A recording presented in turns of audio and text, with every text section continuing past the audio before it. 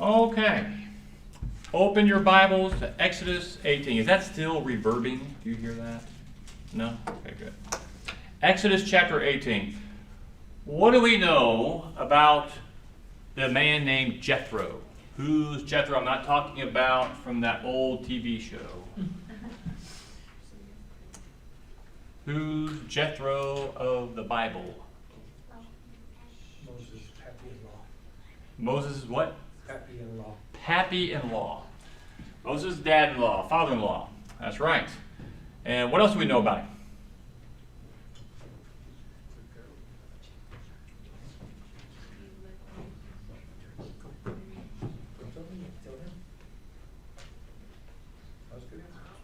He let Moses marry his daughter. Yeah, he let Moses marry his daughter. That's why he's his father-in-law. True. Is he an Israelite? Not an Israelite. But he's a priest. He is a priest. He's a Canaanite, but he's a priest of some kind. So let's look here at chapter 18. Let's start by looking at verses 1 through 4. It says, Now Jethro, the priest of Midian, Moses' father-in-law, heard of all that God had done for Moses and for Israel, his people, how the Lord had brought Israel out of Egypt. Jethro, Moses' father-in-law, took Moses' wife Zipporah after he had sent her away, and her 2 sons, of whom one was named Gershom, for Moses said, I have been a sojourner in a foreign land. The other was named Eleazar, for he had said, The God of my father was my help, and delivered me from the sword of Pharaoh. Okay, so he's bringing Zipporah and Moses' 2 sons. When were they sent away? And why do you think they were sent away? I guess prior to this, when was the last time we heard about Zipporah? You remember? Moses got to Midian. Yeah. When Moses got to Midian. Okay, so when he first met her and married her, no, there's another situation where we read about her. They're on their way back to Egypt. God had sent them, and Moses had not circumcised one of his kids. Remember that? And the angel of the Lord was there at his doorway with a sword, and Zipporah did the circumcision, threw it at the feet of Moses, and called him a man of blood, or something of that nature. Seemed to be upset. I remember we had a class. I don't think she was angry. I think most people think she was. But at that moment, or not that moment, that's where I think he sent her away, because we don't hear about her or her children again after that. Did Moses send her away, or did she go to her dad? I think he sent her away to keep her away from trouble or danger in Egypt. And so back to the father-in-law, she and her kids went. And now his father-in-law is bringing his family back to him. And there doesn't seem to be any kind of tension between him and his father-in-law. As we keep reading through chapter 18, they seem to be getting along, just fine. But let's look at these 2 sons, because they're mentioned along with the reasoning for their name. You got Gershom and Eleazar. And Gershom is named, Gershom and Moses said, I have been a sojourner in a foreign land. What does that mean? Why do you name your sons after with a meaning? Back then, why would someone name their son a name that had meaning behind it? Why would you do that? It's maybe something that you went through to remind you. Okay. A reminder. And how often would that remind you? Hey, Gershom. Oh yeah. Is it constant?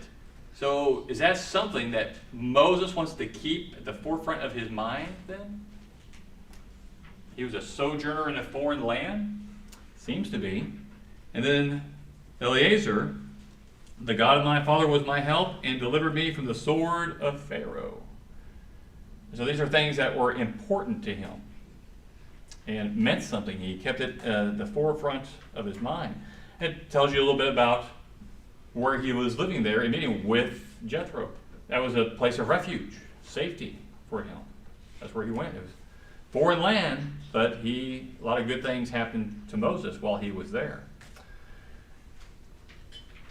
Now, he's a stranger in a foreign land, and God is my helper. Who else do we know in the Bible that's like that? A stranger in a foreign land, and God is their helper.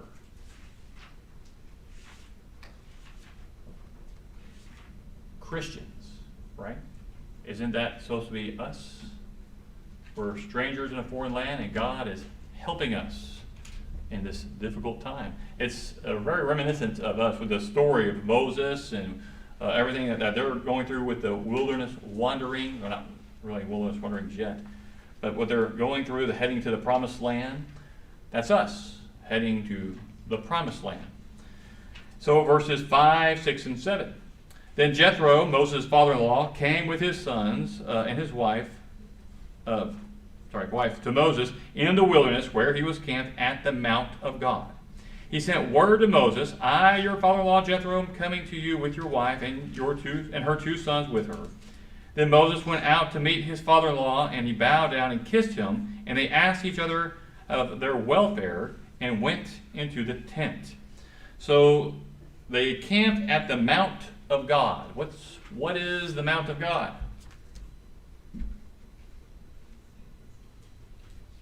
Trying to grab answers here. Pull them out. Mount of God. This is all Sinai? Yeah, well, that Mount Horeb, there, Mount Sinai.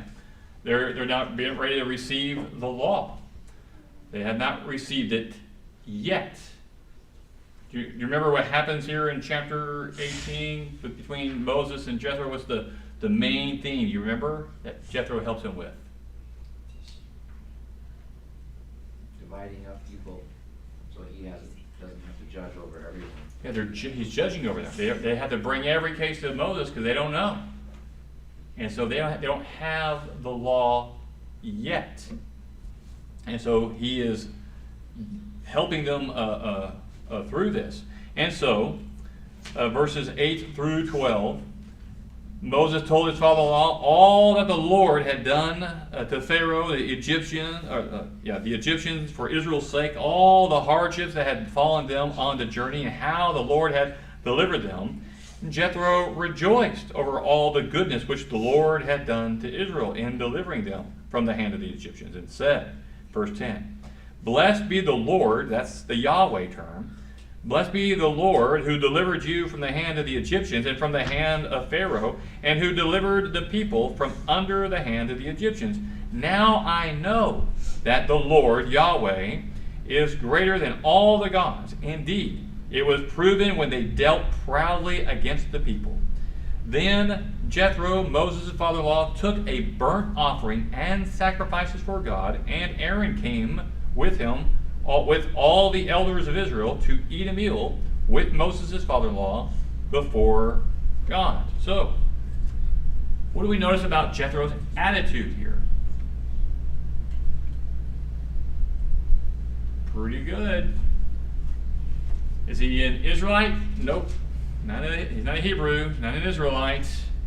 But how does he react to what God does for Moses and the Israelites? Is he the one and only God, or is he a stronger God? How does he react?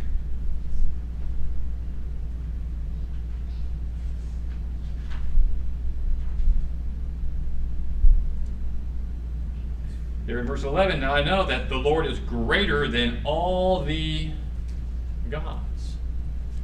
Now remember, he is a priest, but a priest of what? Priest of Yahweh, the one true God, or a priest of something else? Well, huh? Noah says Invidious, right? Noah says Invidious. Oh, being a Midianite, being Mede, yeah. That's all we know about him. The guess on the scholars is that he is a pagan priest. And he is probably not monotheistic, that he believes in one God. He believes in many, but he recognizes that the God of Moses He's a powerful God. And so he provides a sacrifice, and Aaron and the elders also join in with this as he gives sacrifice to the Lord. But he's got a good attitude. He sees what's going on, and he acts on that. So it tells us something a little bit about him.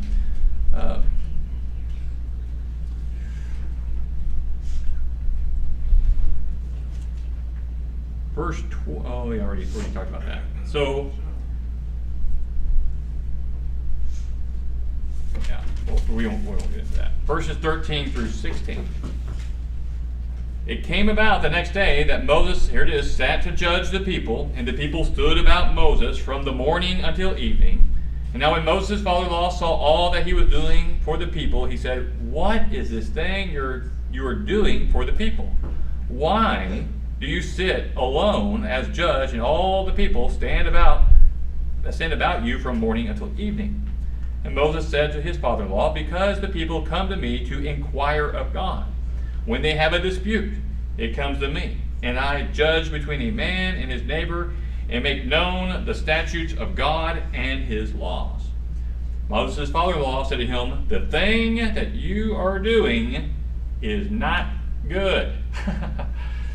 Why is that not good? I mean, he does tell us. Do you remember what he says?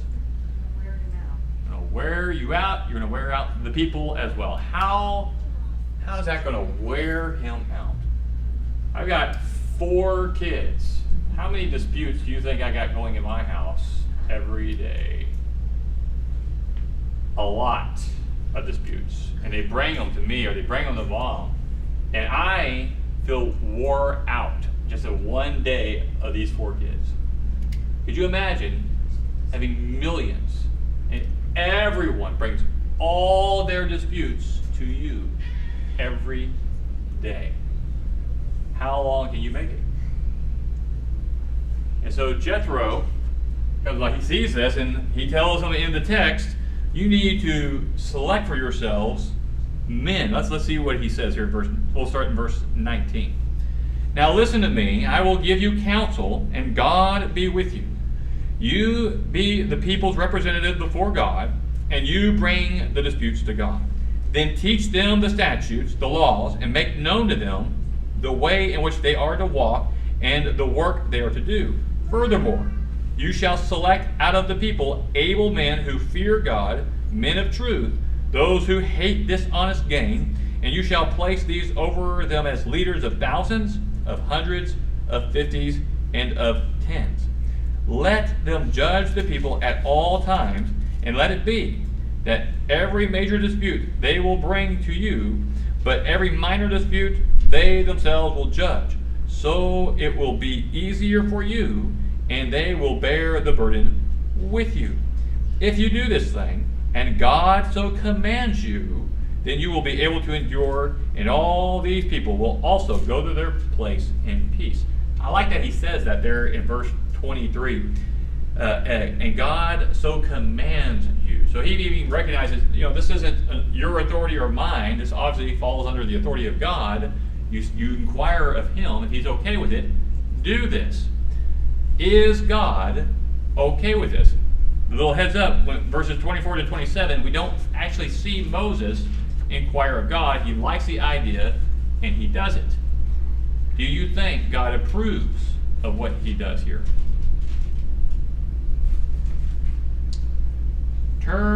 Keep your finger there, and turn over to Numbers chapter 11, verse 16.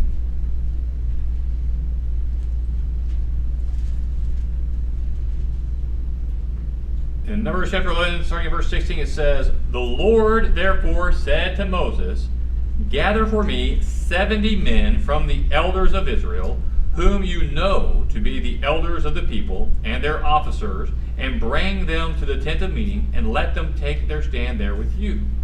Then I will come down and speak with you, and I will take of the Spirit that is upon you, and will put it upon them. And they shall bear the burden of the people with you, so that you will not bear it all alone. Say to the people, consecrate yourselves, for tomorrow you shall eat meat, for you have wept in the ears of the Lord, saying, oh, that someone would give us meat to eat. For we were well off in Egypt, therefore the Lord will give you meat, and you shall eat. I like that last verse there. So, what do we see happening there? What did God just tell Moses to do? You go get some men. They're going to help you out. I want to give them the same spirit that you have. And how many men were there? 70. And they're going to help judge. We'll see those 70 crop up more throughout. And we eventually, when we get into the New Testament, how many people are in the Sanhedrin? 71. Who's the one? Don't forget Moses. You get the 70, and then you have the one, or the high priest in this case. It'd be Aaron in the case back here with Moses, but Moses was the one judging everyone there.